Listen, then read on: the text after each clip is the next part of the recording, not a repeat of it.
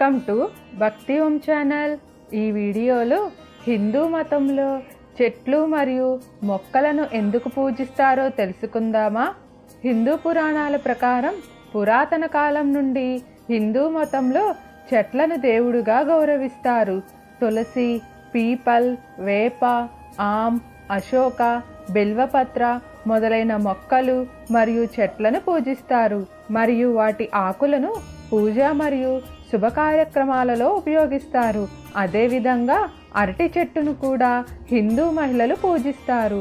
అరటి చెట్టును బృహస్పతి దేవుడిగా పరిగణిస్తారు మరియు ఈ చెట్టు విష్ణువు మరియు లక్ష్మీదేవిని కూడా సూచిస్తుంది. ఇందులో విష్ణువు కొలువై ఉంటాడని కూడా నమ్ముతారు.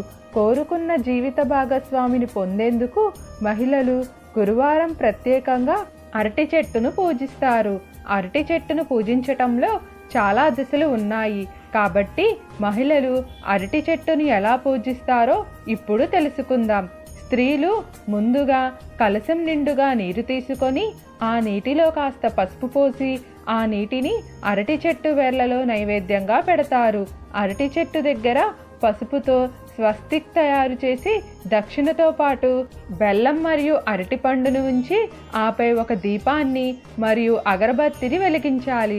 అలాగే చేసి నైవేద్యాలన్నీ చెట్టు వేళ్లలో వెయ్యాలి. బృహస్పతి భగవంతుడిని సంతోషపెట్టడానికి భక్తులు ఎటువంటి మంత్రాన్ని జపించాలంటే ఓం గ్రాం గ్రీం గ్రోం సహ గురవే నమః అనే ఈ మంత్రాన్ని జపిస్తూ ఉండాలి. పూజా క్రతువులన్నీ పూర్తయిన తరువాత అరటి చెట్టు చుట్టూ 3 సార్లు ప్రదక్షిణలు చేసి దాని చుట్టూ ఎర్రటి పవిత్ర దారాన్ని కట్టాలి. మీకు ఏమైనా సందేహాలు ఉంటే దయచేసి కామెంట్ సెక్షన్లో తెలియజేయండి. మీకు ఈ వీడియో నచ్చినట్లయితే లైక్ చేయండి, షేర్ చేయండి, అలానే సబ్స్క్రైబ్ కూడా చేసుకోండి.